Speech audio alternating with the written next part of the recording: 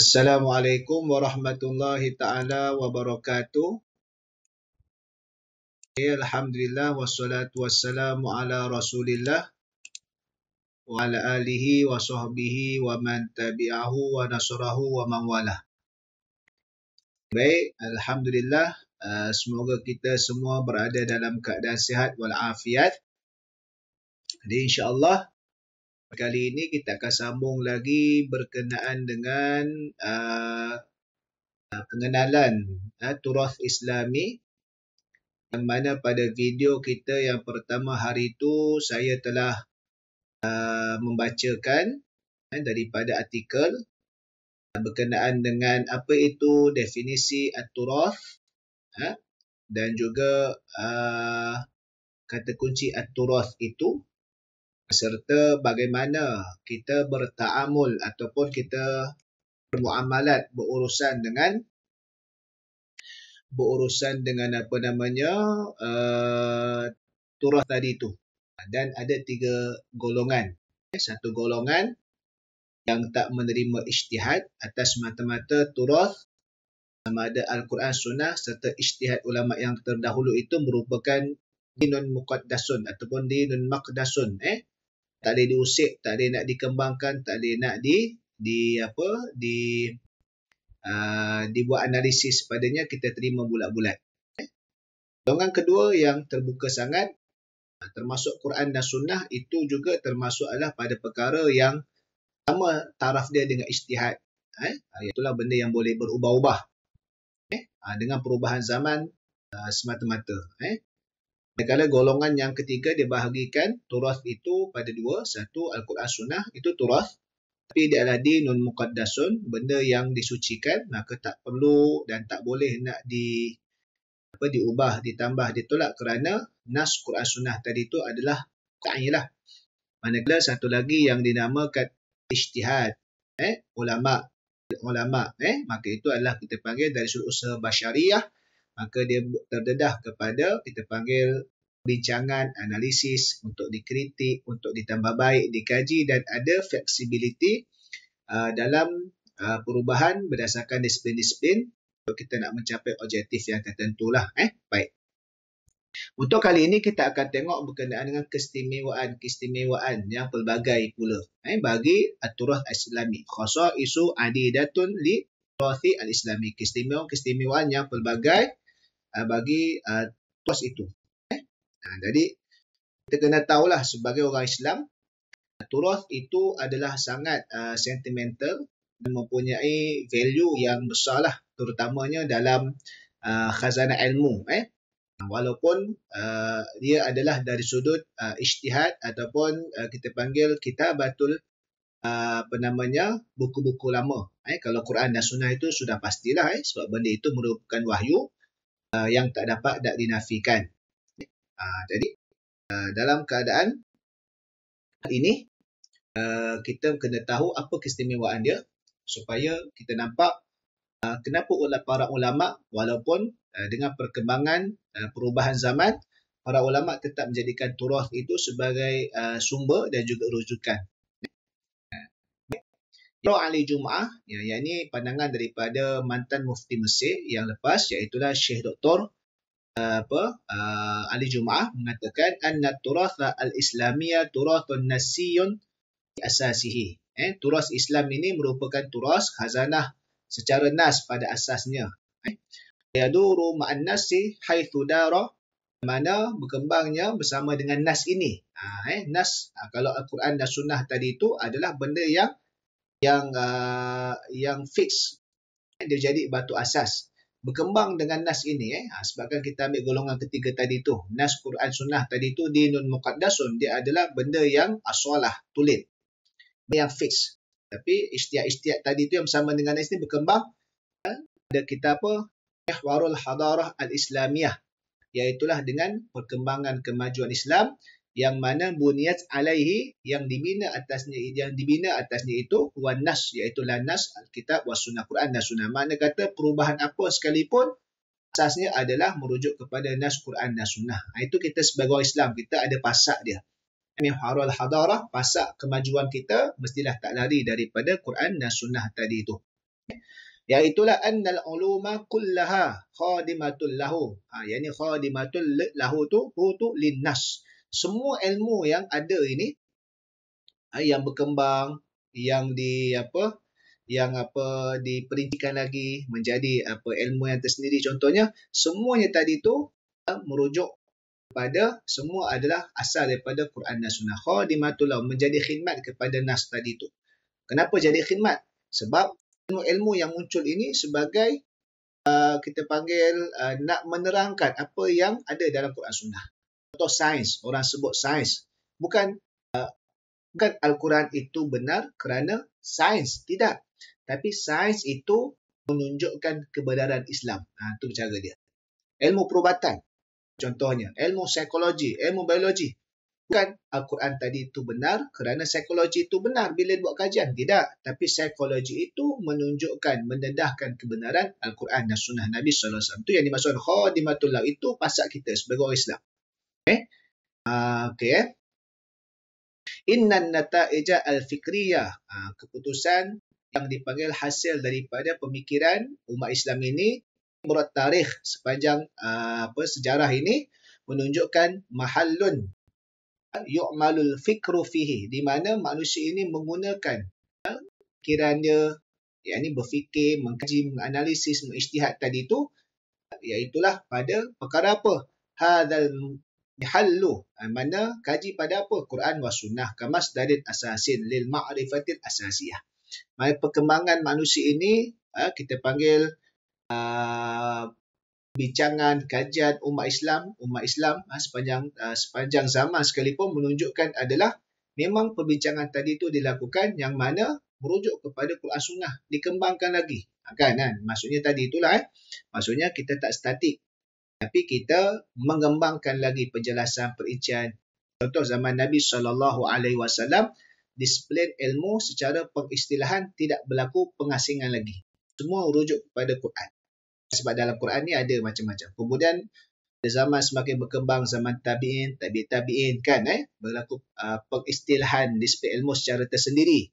Ilmu tasawufnya, ilmu tajuknya, pengistilahan itu kan contoh. Dan juga ilmu-ilmu yang lain.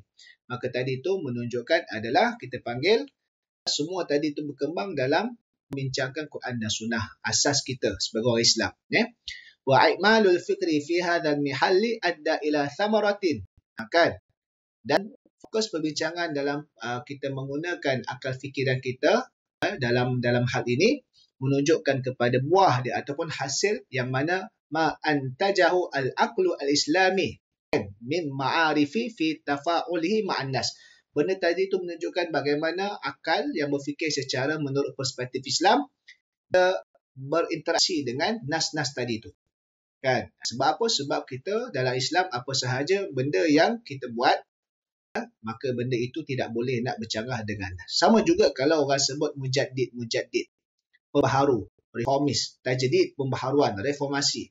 Apa sahaja pembaharuan yang dibuat bukanlah bermaksud agama itu dibarukan. Agama itu adalah perkara yang fix, yang asalah, yang tulen. Tapi pembaharuan yang dibuat kerana apa? Pada teknikal, pada strategi, ataupun kerana manusia itu sudah lari daripada Quran dan Sunnah sebenarnya, maka pembaharuan dibuat mengembalikan balik. Sebab hadarat Islamiyah mestilah berasaskan daripada masadir, iaitulah Al-Quran wa Sunnah. Kan?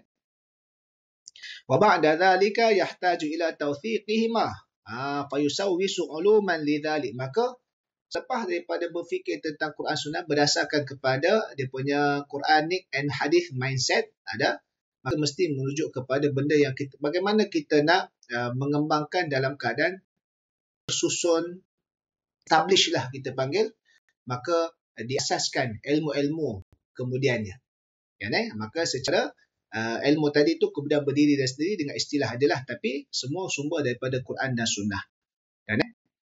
Maka dibangunkan fayada'u dawabitun lil istidlal, maka diletakkan dawabit, kesepanduan ataupun parameter dia, cara bagaimana kaedah pendalilan. Maka di situ para ulama fayufarriqu, membezakan masalan sebagai contoh apa ma huwa qat'iyyun wa ma dhanniyun. Mana satu dalil daripada Quran Sunnah tadi tu yang qat'i, Satu yang dhanni. Qat'i ni maksudnya apa? Ini fix. Ini yang thawabit, yang tetap. Mana satu yang dhanni. Dhanni ini adalah kita panggil yang tuftahu lahu babul ijtihad. Dibuka padanya pintu ijtihad. Selama mana? Malam yastadim qawaidi asy-syar'iyyah. Selama mana tidak bercanggah dengan kawaid-kawaid syar'iyyah. Dan juga kita panggil lihusuli al-maslahati wa dar'i al-mafsadati, untuk mendapatkan maslahat dan juga untuk nak menolak kemudaratan. Sebagai contoh, benda qat'i dengan dhanni ini, iaitulah apa? Iaitulah sebagai contohnya, kalau qat'i semayang 5 waktu tu qat'i. Ataupun bayar zakat fitrah itu adalah qat'i. Bayar zakat. Dhanninya apa? Kaedah pembayaran mungkin berlaku. Kalau dulu kita mungkin by hand. Kemudian sekarang ni boleh berlaku dengan online transaction. Selagi mana wujud kriteria pembayaran yang diterima dan pada nilai zakat nisabnya itu. Sampai percayai kan. Jadi benda tadi tu kaedah. Kan, mudah cerita, dhanni ni benda mutaghayyirat kerana melibatkan furu', isu-isu furu', dan juga melibatkan perkara yang dibuka pintu ijtihad pada wasail, wasilah dalam nak mencapai maksud ataupun maqasid tujuan. Tujuan tadi tu qat'i. Wa min thamma yuwajihu mushkilah tanahin nusus kan wa adamu tanahil waqa'i. Apa yang berlaku masalahnya? Iaitulah apa? Nas telah terhenti. Jadi nas terhenti ni bukan sebab tidak ada penyambungan, tapi kerana nas tadi tu telah sempurna. Berdasarkan firman Allah, al-yawma akmaltu lakum dinakum, sampai habis. Nas dah terhenti. Nabi dah wafat, maksudnya dah selesai tugas Nabi, dah sempurna. Tapi kita punya isu-isu yang berlaku dalam kehidupan kita ni tak berhenti. Berkembang, ada benda baru dan sebagainya. Maka di situlah fayu'assisu limabda'il qiyas. Maka ulama meletakkan asas kepada permulaan qiyas. Bagaimana kita nak buat perbandingan. Mulhiqan al-jadida bil qadim. Bagaimana nak menghubungkaitkan kes-kes yang baharu, isu-isu yang baharu dengan isu-isu lama yang telah ada hukum nas tadi itu. Wa hakadha tayassara hakadha tusiru amaliyatun. Maka berlakulah proses kita panggil projek ini, gerak kerja ini, tafkiri, projek pemikiran, yang ini dalam kita mengkaji ala hadzal wal. Ini berdasarkan dia punya kaedah-kaedah lah. Okey, baik. Maka di situlah kita dapat lihat dalam pembaharuan ini dalam dunia Arab ataupun Islam ini nama sebagai kan muharrikan lil adab wal ulum wa munsyi'an lahu.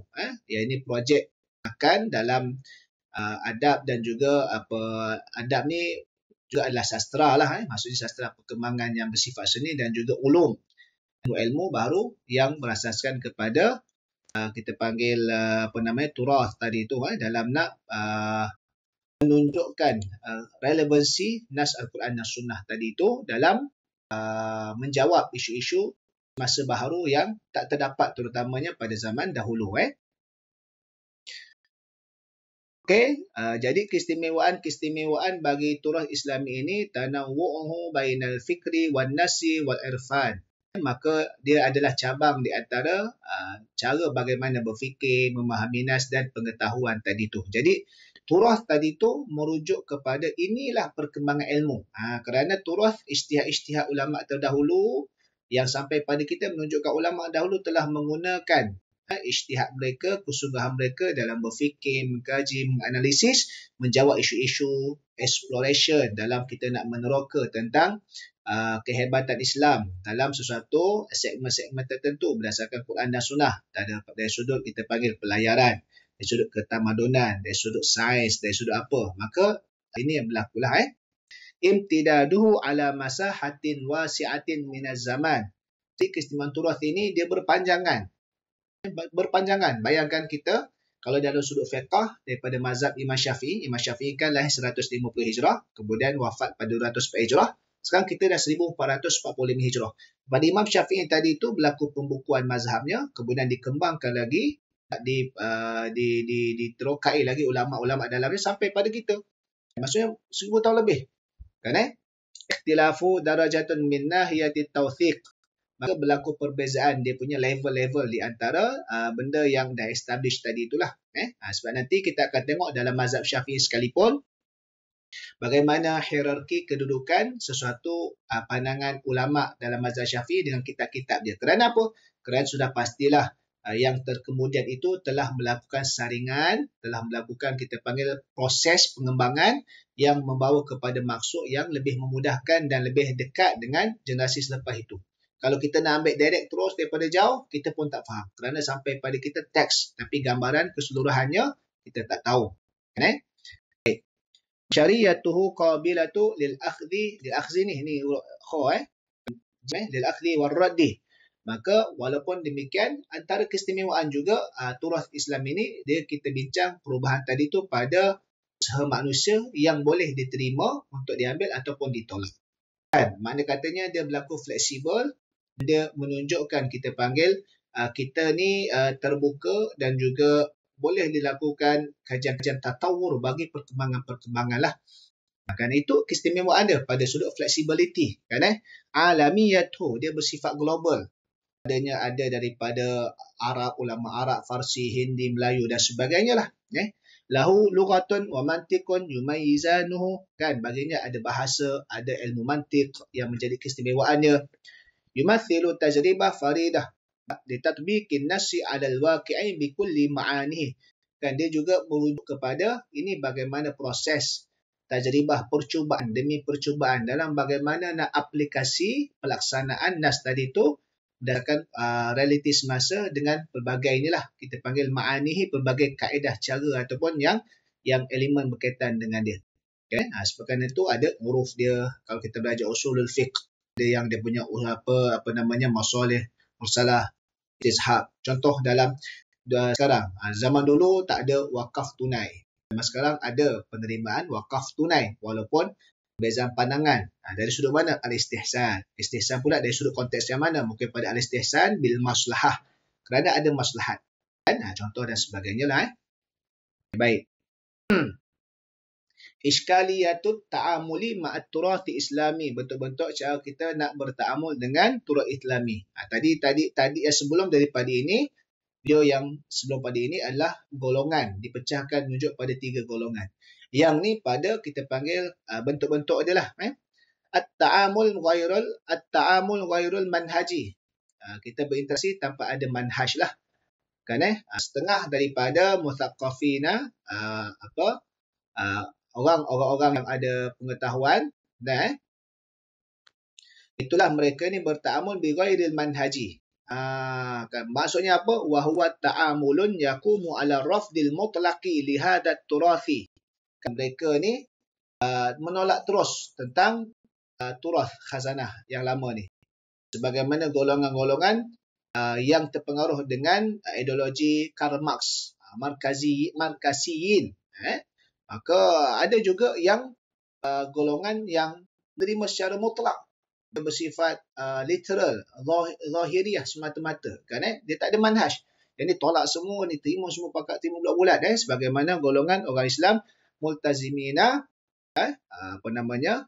Alladhi yaqbaluna turath bi kulli ma fihi wa yuhimuna bihi. Maka di situlah kita panggil macam golongan literal sebab tak ada manhaj. Dia tak payah nak buat kajian, tak payah nak ni At-ta'amul an-naqis, ta'amul yang naqis, yang kurang. Masuk di sini ni apa? Iaitulah hanya menerima pada juzuk-juzuk saja, tidak melihat pada semua. Fayuqtaru, maka dikurangkan ala dirasatihi min nahiyatil fikri faqat awin nassi faqat aw irfani faqat. Walaysat turathu wahidan min hadhil jawanibi fahasbuh. Kan dia menerima dari sudut turath ini pada satu juzuk je.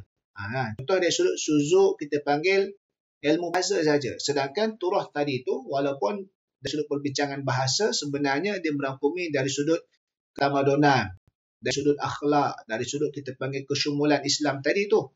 Kan maka di sini dia hanya melihat pada satu sudut saja dan cukup. Fahasibah. Kan tapi hakikatnya dan turath tadi tu merangkumi semualah tadi tu.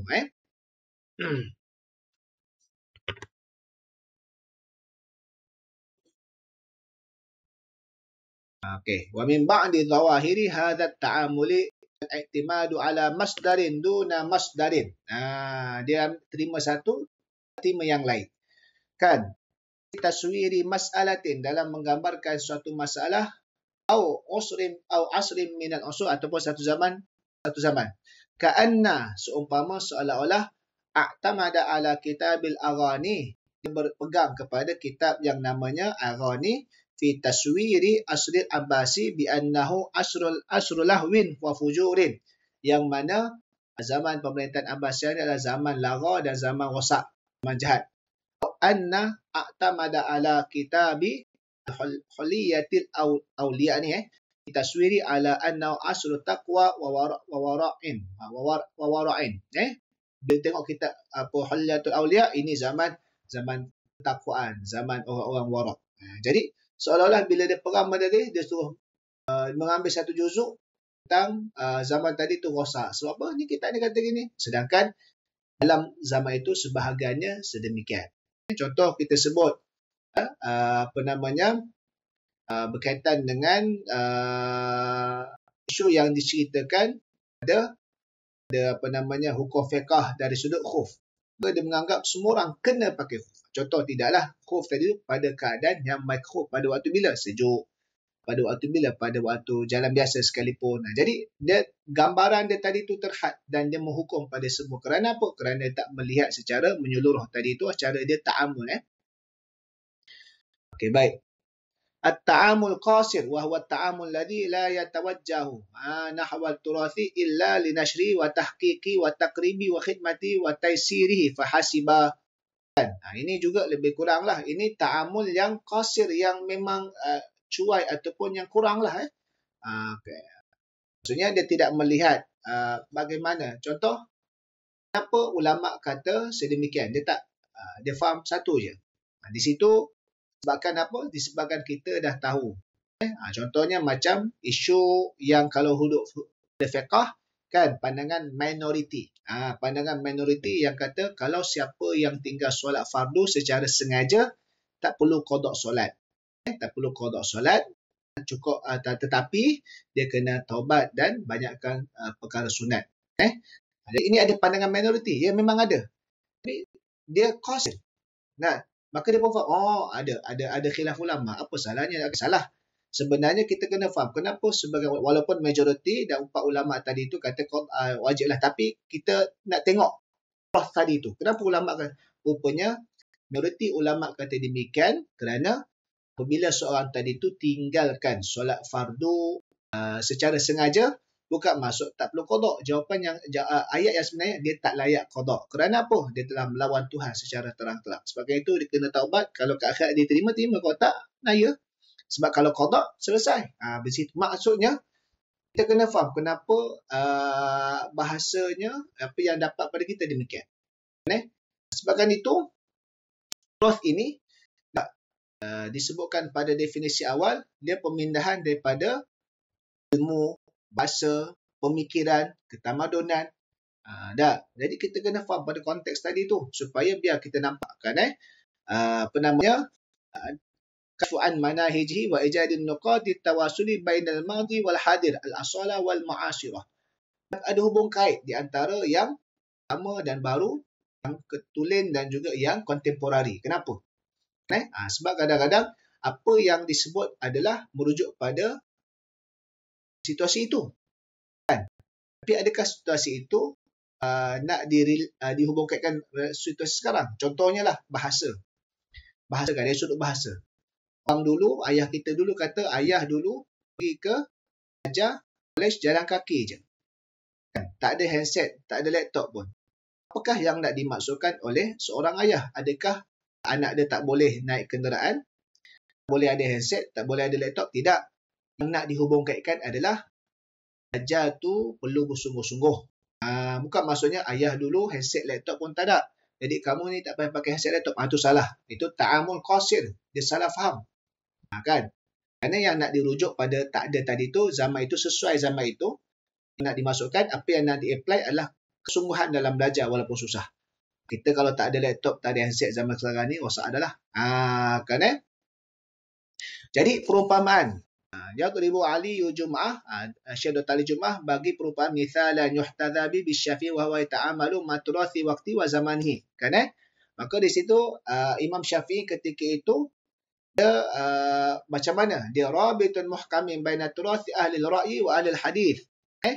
Dia jalinkan di antara khazanah madrasah ahlul ilmi, macam ni kelompok Imam Abu Hanifah, madrasah ahlul hadis, dan kelompok Imam Malik tadi tu, antariqi wad'ihi usulul fiqh, kan, dalam kaedah meletakkan asasnya menerusi usulul fiqh, kan. Begitu juga yang dilakukan oleh Abu Hasan al-Asy'ari, wa fa'ala al-Asy'ari mithla dhalik, iaitu bi wad'ihi ilmul kalam, iaitu dia letakkan ilmu kalam tadi tu dengan menghubungkan di antara apa elemen-elemen dalam falsafah, perbincangan bab ketuhanan, metafizik dan sebagainya, dan akidah Islam. Begitu juga Imam Al-Ghazali dalam menghubungkan fiqh dan tasawuf tadi tu, supaya dia tadi tu dia adalah kamil. Kamil tadi tu dalam perbincangan. Baik. Dan yang terakhir sekali, at-ta'amul madawi. Bahwa ta'amul ladhi yatawaqqafu indama abda'ahu salafu duna isti'abi manahijihi wala yuhawilu tawlida manahiji jadidatin i'timadan alaiha bal yuhawilu taf'ilat turath bi dharfi tarikh fi dharfin tarikhin akhar mughayirun lahu. Ni di antara madawi ni madi lah. Madi ni benda lepas, past tense. Itulah apa yang dibuat rekaan apa yang dibuat oleh golongan terdahulu tanpa kita mengambil kira keseluruhan manhaj dia tadi tu, kan. Jadi maksudnya apa? Dia tak berusaha nak melahirkan satu manhaj baru, tak berusaha melahirkan satu kita panggil perkembangan dalam turath tadi tu mengikut dan dia hanya mengikut suasana sejarah waktu dahulu saja. Jadi dia inilah dia tidak relevance untuk nak diteruskan, kan. Sebab apa? Sebab dia faham ini benda lama, kita mesti kekalkan begitu saja. Contoh maka ini tidak membawa kepada satu maslahat yang terkini lah.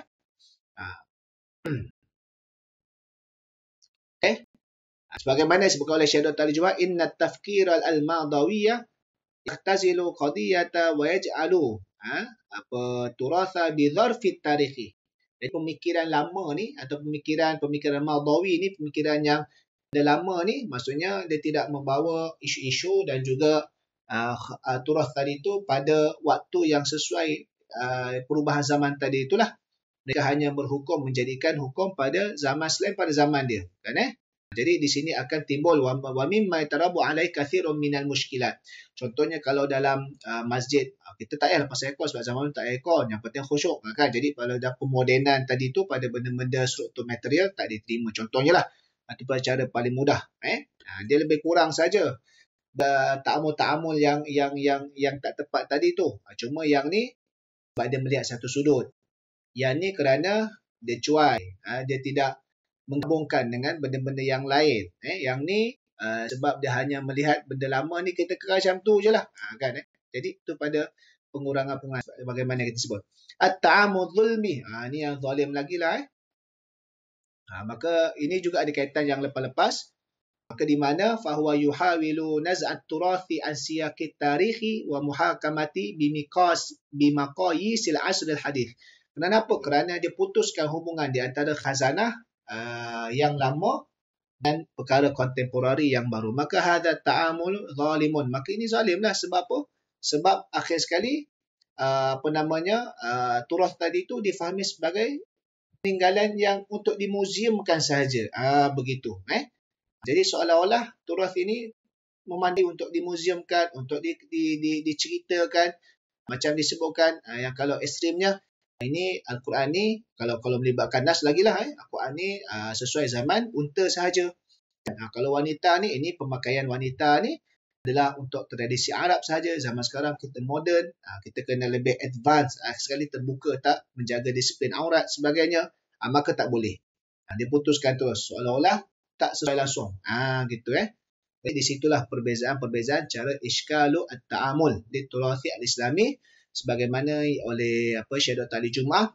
Walaupun asasnya kalau kita nak mudah faham macam 3 kelompok tadi tu yang disebutkan secara asas, tapi Syekh Dr. Ali Jumaah ni dipecahkan lagi dari sudut itijah, cara ta'amul tadi tu kepada 5 kelompok tadi tu. Ada 4 yang tak berapa sesuai lah. Baik. Wallahualam, insyaAllah. Jadi nanti kita akan sambung lagi perbincangan. Boleh juga baca dan tambahkan lagi bahan bacaan.